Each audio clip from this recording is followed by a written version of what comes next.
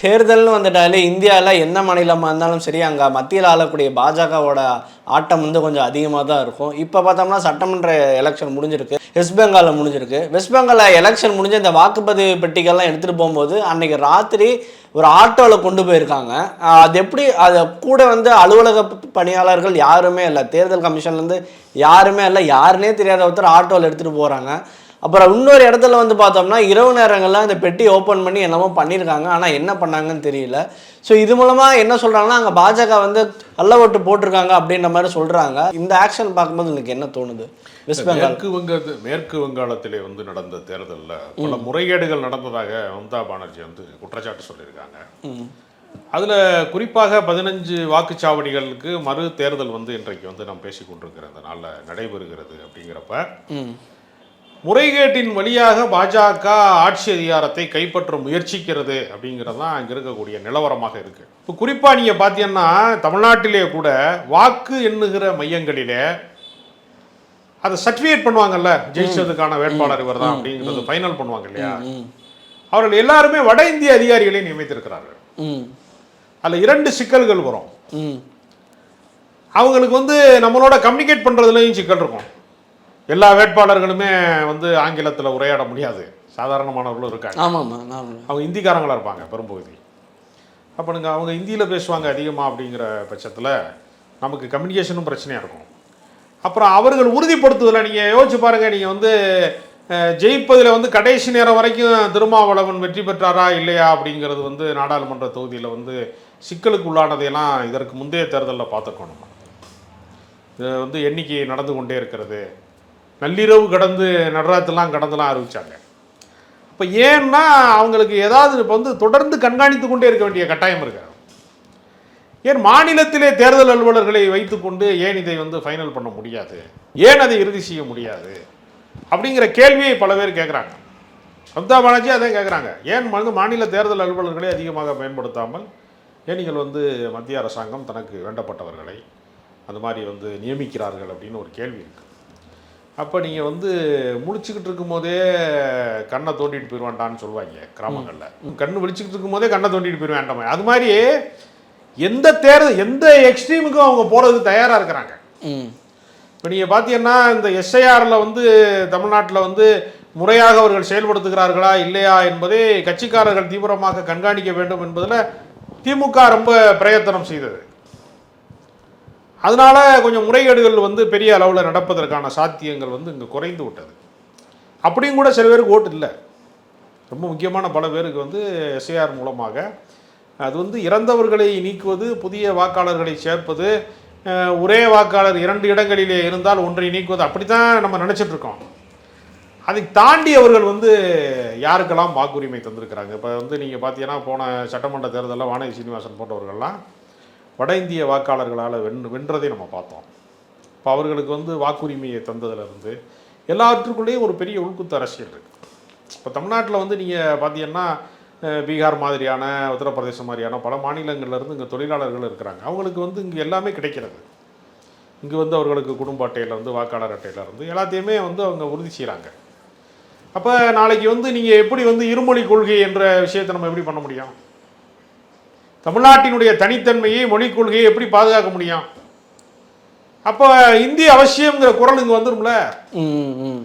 அவர்களை நீங்கள் அங்கீகரிக்கிற போது அவர்கள் இங்கே பிழைப்புக்காக வந்திருக்கிறார்கள். அவர்களுக்கான வாக்கை அவர்கள் மாநிலத்தில் போய் செலுத்தலாம்ங்கிற மாதிரி நிலைமை இல்லாமல் இங்கே தமிழ்நாட்டிலேயே அவர்களுக்கான வாக்குரிமை தருகிற போது அவங்க தீர்மானிக்கிற சக்தியாக மாறுவாங்க. இப்போ அவங்களுடைய எண்ணிக்கை வந்து பெருவாரியாக இருக்கிறது அப்படிங்கிற சிக்கல்லாம் நம்ம பார்க்குறோம். அப்போ வந்து ஆட்களின் வழியாகவும் அவர்கள் வந்து தேர்தலினுடைய திசையை மாற்றுவதற்கு முயற்சி செய்கிறாங்க. இது மாதிரி அதிகாரிகள் மூலமாகவும் வாக்குகளை வந்து அவர்கள் வந்து தங்களுக்கு சாதகமாக மாற்றுவதற்கு முயற்சி செய்கிறாங்க. இது போக வந்து நம்ம கண்காணிக்கிறது இருக்குல்ல, நீங்கள் வந்து எல்லா நேரமுமே வந்து அந்த வாக்குப்பெட்டி இருக்கக்கூடிய அந்த மின்னணு எந்திரம் இருக்கக்கூடிய இடத்த வந்து பாதுகாக்கிறதுலாம் இருக்குல்ல, அதுலேருந்து செட்டிங் சேஞ்ச் பண்ணிடுவாங்களா அப்படிங்கிற அச்சம் வந்து பல பேருக்கு இருக்கு. அப்போ நாளைக்கு வந்து எதை நம்பி வந்து திரும்ப திரும்ப வந்து ஒரு தொங்கு சட்டசபை அமைந்து விடும், யாருக்குமே பெரும்பான்மை கிடைக்காத ஒரு ரிசல்ட் வந்துடும் அப்படிங்கிறது திரும்ப திரும்ப சொல்றாங்க. அப்போ விஜயின் வருகையின் மூலமாக அப்படி மாற்றப்பட்டு விட்டது என்று அவர்கள் நம்ப வைத்து பாஜக தனக்கு தேவையான ஒரு ஆட்சியை வந்து உருவாக்கி கொண்டார்கள். ஏன்னா நம்ம கண்ணு முன்னாடி பார்த்தோம், எடப்பாடி பழனிசாமியை அவங்க வந்து அவங்களுடைய கைப்பாவையாக மாற்றி ஒரு அரசை அவர்கள் நடத்திட்டாங்க. அப்போ ரிமோட் கண்ட்ரோல் வந்து முழுக்க முழுக்க வந்து டெல்லி சர்க்காரின் கைகளிலே மாறி எடப்பாடி பழனிசாமி வந்து ஒரு தன்னை தனித்துவமாக தன்னுடைய தலைமை பண்பை நிரூபிக்கிற விதமாக, ஆளுமை நிரூபிக்கிற விதமாக செயல்படவே விடலை. ஒரு வேதாந்தா நிறுவனத்திற்காக ஒரு பொதுமக்கள் போராடுகிற பொதுமக்கள் மீது, அப்பாவி மக்கள் மீது துப்பாக்கி சூடு நடத்துகிற போது ஒரு முதலமைச்சரால் அதை தடுத்து நிறுத்த முடியவில்லை என்பதைத்தான் அவர் என்ன சொல்றாரு, நானே டிவியில் பார்த்து தெரிஞ்சுக்கிட்டேங்கிறாரு. அது உண்மை கிடையாது, அவருக்கு தகவல் தெரிவிக்கப்பட்டிருக்கோம். ஆனால் அதை தடுத்து நிறுத்தக்கூடிய இடத்துல அவர் இல்லை. இதைத்தான் நம்ம பார்க்க வேண்டியிருக்கிறது. அப்ப அதிகாரம் முழுக்க வந்து மத்திய அரசாங்கத்தினுடைய கட்டுப்பாட்டிலே போய்விட்டது என்பதை போல பாஜக தான் விரும்புகிற ஆட்சியை வந்து நடத்துவதற்கு தேர்தல் முறைகேடு ஒன்றுதான் வழி. அவங்க எதெல்லாம் கையில் எடுப்பாங்க வழக்கமா, வாக்குப்பதிவு எந்திரம் ஒண்ணு. அதே மாதிரி நீங்க பாத்தீங்கன்னா சாதி ரீதியான முரண்பாடுகளை கூர்தீட்டுவது, அதுக்கு வந்து வட மாநிலங்கள்ல பேரு சோசியல் இன்ஜினியரிங். ஒரு பெரும்பான்மை சமூகத்தையும் ஒரு சிறுபான்மை சாதியையும் மோத விடுறது. மோத விட்டு அந்த பகையின் வழியாக பெரும்பான்மை சமூகத்தின் வாக்கு வங்கியை தன் பக்கம் திருப்போது.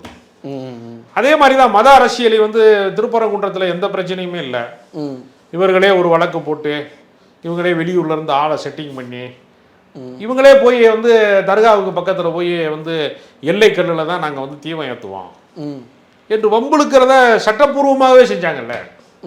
தங்களுக்கு வேண்டிய நீதிபதிகளை வைத்துக்கொண்டு தங்களுக்கு வேண்டிய தீர்ப்புகளை பெறுவது என்பது மாதிரியான ஒரு டிராமாவை செய்கிறாங்கல்ல. அப்போ மத பகைமையை தூண்டுவது, சாதி பகையை தூண்டுவது, இது மாதிரி வந்து முரண்பாடுகளை வந்து உருவாக்குவது, தேர்தல் முறைகேடு செய்வது, இப்படி பல வடிவங்களில் வந்து கட்சியை உடைப்பது, எம்எல்ஏக்களை விலைக்கு வாங்குறது. இப்போ நீங்கள் பார்த்தீங்கன்னா ஆம் ஆத்மியுடைய எம்பிக்களை பூராமே ஒரு 7 பேரை வந்து பர்ச்சேஸ் பண்ணிட்டாங்க. நீங்கள் எந்த பீகாரில் பார்த்தீங்கன்னா ஒரு 30 வயசு இருக்கக்கூடிய இஸ்லாமிய மத குருவை ஓடுற ட்ரெயின்லேருந்து தூக்கி வீசி கொலை பண்ணிட்டாங்க. கொலை பண்ணிவிட்டு அவர் வந்து டயர்டாகி வந்து படிக்கட்டில் பயணம் பண்ணும்போது கீழே விழுந்துட்டாருன்ட்டாங்க சொல்லி ஒரு இஸ்லாமிய மத குருவை கொலை செய்வதை வந்து ஒரு உற்சாகமான ஒரு விஷயமாக, ஒரு மனித பண்பற்ற செயலை வந்து ஒரு இயல்பான விஷயமாக அந்த மாநிலத்தில் செயல்படுத்துகிறார்கள் சங்கிகள். அப்படின்னா சங் பரிவாரம் செய்கிறாங்கன்னா அவர்களை பொறுத்தவரையில் மத நல்லிணக்கமோ சமூக நல்லிணக்கமோ வந்து எதுவுமே இருக்கக்கூடாது. குறிப்பாக ஜனநாயகத்தை வந்து இவர்களைப் போல கேலி கூத்தாக கட்சிகளை உடைத்தவர்கள், எம்எல்ஏக்களை விலக்கி வாங்கியவர்கள், எல்லாவற்றிலையுமே இவர்கள் வந்து இந்தியாவினுடைய ஜனநாயகத்தை சீர்குலைத்திருக்கிறார். அதனால் அவர்களுடைய விளையாட்டு தமிழ்நாட்டிலையும் நடக்கணுங்கிறதுக்கு தான் அவங்க திட்டமிடுறாங்க. அதற்கு ஒரு கருவியாக அவர்கள் விஜயை பயன்படுத்தி கொள்கிறார்களா, ஒரு வாய்ப்பாக பயன்படுத்திக் கொள்கிறார்களா அப்படிங்கிறதா ஒரு பெரிய சந்தேகம். விஜய்க்கு எதற்காக அரசியலுக்கு வந்தாருங்கிறது இன்னைக்கு வரைக்குமே நமக்கு வந்து திடீர்னு அவர் வந்து திமுகவை பகைங்கிறார். திமுகவோட கம்பெனியில் ரெட் ஜெயன்ட்ல போய் குருவி மாதிரி படங்கள்லாம் நடிக்கிறாரு. அந்த கம்பெனில இருந்து சம்பளம் வாங்குறாரு. ஜன் பிக்சர்ஸ்ல சம்பளம் வாங்கியிருக்காரு. எல்லாமே இணக்கமாக தானே இருந்தாரு. திடீர்னு எப்படி பகை உருவாக முடியும்? இப்போ நீங்க வேறு சிலருக்கு பகை உருவானதுல எல்லாம் சில காரணம் லாஜிக்லாம் இருக்கு. நீங்கள் விஜயகாந்துக்கு கூட அந்த நெடுஞ்சாலைத்துறை வந்து அந்த மேம்பாலம் கட்டுறதுக்காக திருமண மண்டபத்தை இடிச்சாங்கன்னு சொல்கிறதுக்காக ஒரு தனிப்பட்ட கோபத்துக்கான வாய்ப்பாவது இருக்குது குறைஞ்சபட்சம். விஜய்க்கு என்ன வாய்ப்பு இருக்கு? விஜய்க்கும் திமுகவுக்குமான முரண்பாடு எங்கிருந்து தொடங்குகிறது? இந்த கேள்விக்கு யார்கிட்டையுமே பதில் கிடையாது. இவர் கட்சி தலைவர் ஆனதுனால திமுக எதிரியா, இல்லை திமுக வந்து தமிழ் சமூகத்துக்கு என்னென்ன? இப்போ நீங்கள் வந்து இப்போ இலங்கையில் ஈழத்தமிழர் பிரச்சனை நடக்கிற போது திமுக காங்கிரஸோட இருந்துச்சுன்னு கோவப்பட்டு ஒரு சீமான் மாதிரி ஆளுங்க மாறி பேசினாங்கல்ல. அப்போ அவங்களுக்கு ஒரு லாஜிக் இருக்குல்ல, ஒரு காரணம் இருக்குல்ல சொல்றதுக்கு. இவருக்கு ஏதாவது ஒரு காரணம் இருக்கா திமுக முரண்படுறதுக்கு? சீமானுக்கு ஒரு ஈழத்தமிழர் பிரச்சனை காரணமா இருக்கு, காங்கிரஸோட உங்க கூட்டணியில் இருந்தாங்க அப்படின்னு ஒரு காரணத்தை சொல்ல முடிகிறது. விஜய்க்கு அப்படி ஒரு லாஜிக் ஒரு காரணம் சொல்ல முடியுமா? திமுகவோடு முரண்பட்டதுக்கு விஜய் வைக்கிற காரணம் என்ன இருக்கு? எதுவுமே இல்லை, ஒண்ணுமே இல்லையே. கொள்கை ரீதியாகவோ இன ரீதியாகவோ அல்லது தமிழ்நாட்டினுடைய நலன் சார்ந்தோ ஏதாவது ஒரு காரணம் வேணும்ல. இந்த விஷயத்துல நான் முரண்படுறேங்க அப்படின்னு ஒரு காரணம் வேணும்ல. இப்போ இந்திய எதிர்ப்பு போராட்டம் நடக்குது, இந்தியை திணிக்கிறான் காங்கிரஸ்காரன், காங்கிரஸ் எதிர்ப்பதற்கு ஒரு காரணம் வேணும்ல. சும்மா காங்கிரஸ் எப்படி எதிர்க்க முடியும்? ஒரு காரணம் வேணும்ல எல்லாத்துக்கும். இப்போ எம்ஜிஆருக்கு கூட திமுகவோடு முரண்படுவதற்கு சில காரணங்கள் இருந்தது. இவருக்கு ஏதாவது காரணம் இருக்கா திமுக முரண்படுறது? Okay sir. ஓகே, அப்ப இது ஒரு செயற்கையான ஒரு பகையை உருவாக்கு. உண்மையாகவே பகை இல்லாம பகையை போன்ற ஒரு பாவனையில வர்றது இருக்குல்ல. சரி, எல்லா தீமைகளையும் கண்டிக்கணும்ல ஒரு அரசியல்வாதி. கண்டிப்பா. திமுக மட்டும்தான் தவறு செய்தா அப்படி பார்த்தா? இல்ல, மத்திய அரசு தான் தவறு செய்யும், பாஜக செய்யுதுல. இப்ப நமக்கு வந்து நீட்ல வந்து அனிதாவுடைய மரணத்துல இருந்து பல தவறுகளுக்கு பின்னாடி மத்திய அரசினுடைய திட்டங்கள் தானே காரணமா இருக்கு. அப்ப மத்திய அரசை வந்து கண்டிப்பதுல மென்மையான அணுகுமுறையும், மாநில அரசை கண்டிக்கிற போது ரொம்ப தீவிரமான அணுகுமுறையும் இருப்பதற்கு பின்னாடி ஒரு உள்நோக்கம் இருக்குல்ல. இப்ப நீங்க வந்து திருப்போணம் காவலாளி வந்து அஜித்குமார் கொலை செய்யப்படுறாரு போலீஸ் சித்திரவதையில, அதை கண்டிக்கிறது சரியானது. ஆனா காவல் சித்திரவதை மரணங்கள் திமுக ஆட்சியில மட்டுமே நடக்குதுன்னு சொல்றது எப்படி சரியா இருக்க முடியும்? அதான் அதிமுக ஆட்சியில் நடந்திருக்கேன். சாத்தாங்குளத்துல வந்து எத்தனை விஷயம் பெண்கள் பாதுகாப்புலன்னு சொல்றீங்க.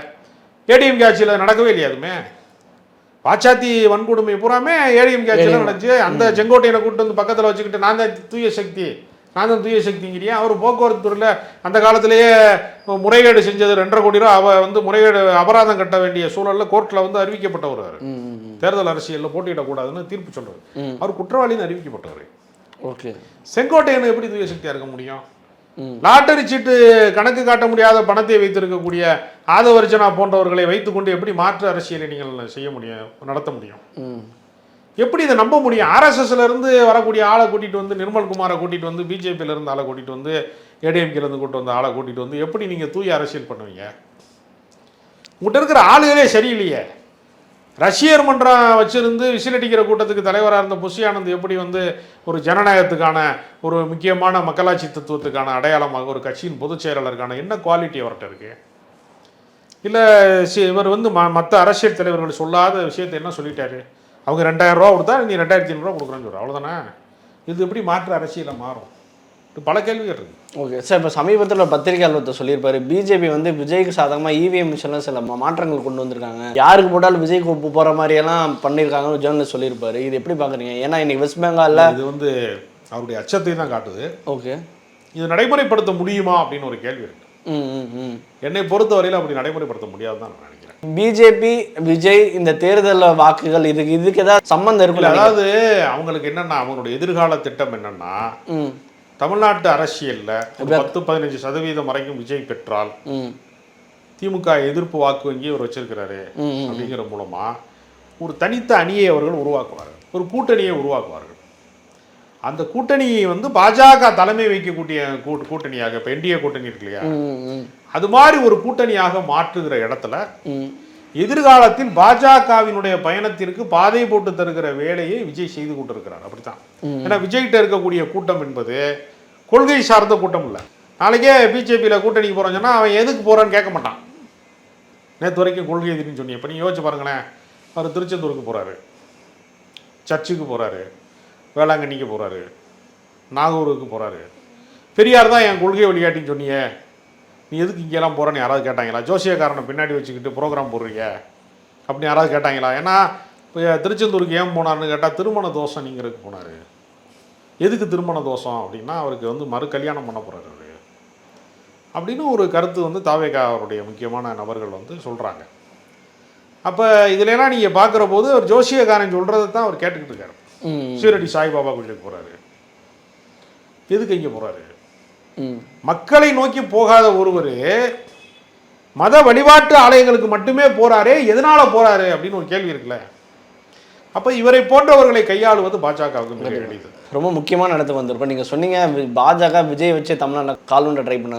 சில ஆண்டுகளுக்கு முன்பு ஆப்ரேஷன் திராவிடம் அப்படின்னு ஒரு நியூஸ் வந்தது. பாஜக வந்து பல ஆயிரம் கோடிகள் முதலீடு செஞ்சு இந்த மாதிரி நம்ம தமிழ்நாட்டில் கால் ஒன்றணும் அப்படின்றதுக்காக பல நபர்களை ரெடி பண்ணுறதா ஒரு தகவல் இருந்துச்சு. அதில் ஒருத்தர் தான் ரஜினிகாந்த் அவர்கள் அப்படின்ற மாதிரிலாம் சொல்கிறாங்க. இப்போ அந்த வகையில் விஜய் இருப்பாருன்னு உங்களுக்கு தோணுதா? நிச்சயமாக இருப்பாங்க. ஏன்னா சினிமாவில் நடித்து இன்னைக்கு சினிமாங்கிறது வந்து தொடர் வெற்றி தர விஷயம் இல்லை. எவ்வளோ பெரிய சூப்பர் ஸ்டார் இருந்தாலும் லால்சலாம் ஓடலை. ஆமாம், பல படங்கள் ஓடாமல் போயிடும், தொடர் வெற்றி பெற முடியாது. இப்போ சினிமாவில் சம்பாதிக்க முடியாத அளவுக்கு வாழ்நாள் செட்டில்மெண்ட்டை வந்து பிஜேபி போன்ற கட்சிகள் இவரை போன்ற ஆட்களுக்கு வந்து பின்னாடி இருந்து செலவு பண்ணி தங்களுக்கான ஒரு, ஏன்னா தமிழ்நாடு போன்ற மாநிலங்களில் வந்து ஒரு மதவாதத்தை வந்து கைப்பற்ற முடியல, அந்த அரசியலை முன்வைக்க முடியல. அப்போ விஜய் போன்றவர்களை வைத்துக்கொண்டு அந்த அரசியல் கணக்கை தொடங்குவதற்கு பாஜக திட்டமிடுகிறது என்பதை நம்ம புரிந்து கொள்ள முடிகிறது. ஆனால் தமிழ்நாட்டு மக்கள் வந்து விழிப்புணர்வோடு இருக்கக்கூடியவர்கள். ஒரு 30 வயதுக்கு கீழானவர்களில் ஒரு சிறு கூட்டம் தான் விஜய் ஆதரிக்கிறதே தவிர ஒட்டுமொத்த தமிழகத்தையும் விஜய் தன் பக்கம் திருப்ப முடியலை. முதல்ல அவர் செயல்படவே இல்லை. அவருக்கு வந்து அவருடைய என்னதான் ஒரு மேடையில் கொள்கையெல்லாம் பேசினாலும் நடைமுறையில் அவரால் வந்து தன்னுடைய எல்லா தொகுதிகளுக்குமே சுற்றுப்பயணம் மேற்கொள்ள. சில பேர் சொல்கிறேன் அவர் 100 தொகுதி பெற்றுவார், 78 தொகுதி வரும். அந்த தொகுதிக்கே அவர் போகலையே, 100 தொகுதி கூட சுற்றுப்பயணம் போலையே. பள்ளிக்கூடத்துக்கே போகாமல் பாடமே படிக்காமல் பாஸ் ஆயிரணுன்னு நினைக்கிறது இருக்கு இல்லையா, அது மாதிரியான ஒரு இடத்துல தான் அவர் இருக்கார். அதனால் களச்செயல்பாடு அவர் இடத்துல இல்லை. அதனால் அவர் பின்னால் திரண்டிருக்கிற கூட்டத்தை வைத்துக்கொண்டு அவர் உடனடி வெற்றி பெற முடியாது. எதிர்காலத்திலே வந்து அவர் அரசியலில் வந்து காலூன்றுவதற்கு இது ஒரு அடித்தளமாக இருக்கும் பயன்படுத்துவார். இந்த பகுதியில் இறுதி கேள்வியா, விஜய் அவர்கள் இன்னும் 2 நாள் ரிசல்ட் வரப்போகுது சார். விஜய் அவர்கள் எவ்வளோ இடங்கள் வெற்றி பெறுவார்? ஏன்னா இன்னைக்கு இப்போ எக்ஸிட் போல்லாம் பார்த்துருப்பீங்க. விஜய் அவர்கள் எவ்வளோ இடங்கள் வெற்றி பெறுவார்? அடுத்து ஆளுகின்ற கட்சி திமுக எவ்வளோ இடங்கள் வெற்றி பெறும்? திமுக இந்த முறை ஏகபோகமான வெற்றி பெறும். ஏறத்தாழ 160லேருந்து 180 வரைக்கும் அளவுக்கு வெற்றி பெறும். ஏன்னா இன்னைக்கு திமுகவை சம பலத்தோடு எதிர்க்கக்கூடிய இடத்துல அதிமுக இல்லை. ஓகே, ஒரு சம எதிரி அவங்க இல்லை, சம எதிரி இல்லை. திமுகவிற்கு சம வலிமையோடு கூடிய எதிரி என்று பாஜக இல்லை, தாவேகா இல்லை, நாம் தமிழர் கட்சி இல்லை, சசிகலா ராமதாஸ் கூட்டணி இல்லை. எந்த அணியுமே அவர்களுடைய கூட்டணி வலிமையோடு ஒப்பிடுகிற போது சம வலிமை யாரிடமே இல்லை. திமுகவை எதிர்ப்பவர்கள் எல்லாம், திமுகவின் எதிரிகள் எல்லாம் எதிரிகளா இல்லை, உதிரிகளாக தான் இருக்காங்க. ஒரு குடையின் கீழ் ஒன்று திரள முடியல. அதனால திமுகவின் வெற்றி என்பது உறுதிப்படுத்தப்பட்ட ஒன்று. இப்ப இருக்கிற ஒரே ஒரு கேள்வி, தமிழ்நாட்டினுடைய எதிர்க்கட்சி வரிசையை நிரப்ப போறது யாரு? விஜய் அவர்கள் என்ன வாங்குவார்னு நினைக்கிறீங்க? விஜய் வந்து வாக்கு சதவீதமாக ஒரு 15% ஒரு 20% ஏதோ ஒன்று பெறுவார். 15-16 ஏதோ ஒன்று பெறுவார். சட்டமன்ற உறுப்பினர்களாக ஒரு 2-3 தொகுதிகளுக்கு வெற்றிக்கு மிக அருகில் இருக்கிறார்களே தவிர வெற்றி பெறுவார்கள் என்று என்னால் உறுதியாக சொல்ல முடியாது. அதையும் உறுதியாக சொல்ல விஜய் அவர்கள் வெற்றி பெறுவதே சந்தேகத்துக்குரியதாக தான் இருக்கு. இல்லை, பெரம்பூர்ல நல்ல வாய்ப்பு இருக்குன்னு சொல்றாங்களே, அது தொடக்கத்தில் இருந்துச்சு. ஓகே, அதையெல்லாம் திமுக மாற்றி விட்டது. ஓகே, கள செயல்பாட்டின் வழியாக திமுக காலி பண்ணிருச்சு. அவர் எந்த தொகுதியிலுமே வெற்றி பெற மாட்டாருங்கிறதான் சமீபத்திய செய்தி. ஓகே, அதை மீறி 1-2 வெற்றி பெற்றால் கூட ஒரு சில எம்எல்ஏக்கள் தான் சாத்தியக்கூறுகள் பெரிய தாக்கத்தை எல்லாம் உண்டாக்க முடியாது. அதனால நாம் தமிழர் கட்சி 8.22 வாங்கினாங்க நாடாளுமன்ற தேர்தலில். அதனுடைய ரெட்டிப்பாக நான் பார்க்கிறேன். அவ்வளோதான், அதை கடந்து விஜயால எதையும் சாதிக்கும். அடுத்த இன்னொரு மிக முக்கியமான கட்சி அதிமுக, அவங்க எவ்வளோ வெற்றி பெறுவாங்க? அதிமுக கடந்த முறை 65 சீட் வரைக்கும் ஜெயிச்சாங்க. அது இன்றைக்கு வந்து ஒரு 40-42 சீட் வரைக்கும் ஜெயிப்பாங்க. எதிர்கட்சி வரிசையில் எடப்பாடி தான் இருப்பார். மீண்டும் எடப்பாடி. ஆமாம், காங்கிரஸ் கட்சியில் கூட செல்வ பிறந்தகை சொன்னார், நாங்கள் தான் எதிர்கட்சி தலைவர் வந்துவிட்டோம், எடப்பாடி வரமாட்டாருன்னு. அது அவருடைய நம்பிக்கை. மீண்டும் எடப்பாடி தான் எதிர்கட்சி தலைவர் ஆவார். Okay sir. தமிழ்நாட்டு அரசியலிலே அடுத்த தேர்தலுக்கு வேண்டுமானால் வந்து விஜய் தயாராகலாமே தவிர இந்த தேர்தலில் அவர் எந்த அதிகார மையத்தையும் நெருங்கவே முடியாது. இறுதியாக சீமானுக்கு பார்த்தோம்னா எக்ஸிட் போல ஒரு 6லேருந்து 8 இடங்கள் தராங்க சில பேர். உங்களுக்கு என்ன தோணுது? இது வரைக்கும் அவங்க சட்டமன்ற உறுப்பினர் சீமானை பொறுத்தவரையில் அவர் ஜெயிப்பதற்காக கட்சி நடத்தலன்னு அவரே சொல்லிட்டாரு. அப்படின்னா அவர் தோற்கிறதுக்கு தான் நடத்துறாரு. ஓகே, அவருக்கு வந்து ஓட்டுக்களை பிரிப்பது என்ன விஜய்க்கு முன்னோடியே வந்து சீமான் தான். சீமானால ஜெயிக்க முடியாது. தேர்தல் அரசியலுக்கான ஆளே அவர் கிடையாது. தமிழ்நாட்டிலே மொழி சிறுபான்மை மக்கள் என்று சொல்லக்கூடியவர்கள், தெலுங்கு பேசுறவங்க, கன்னடம் பேசுறவங்க, அவங்க மட்டுமே ஏறத்தாழ 27% இருக்காங்க. அவர்கள் வாக்கு ஒரு நாள் வந்து சீமான கிடைக்காது.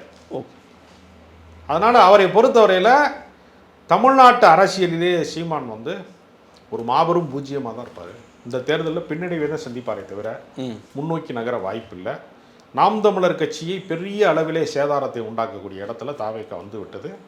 அதனால் இப்போ போட்டியே வந்து திமுக அதிமுக மாதிரி தான். நாம் தமிழர் கட்சிக்கும் தாவேகாவுக்கும் தான் உண்மையான போட்டி.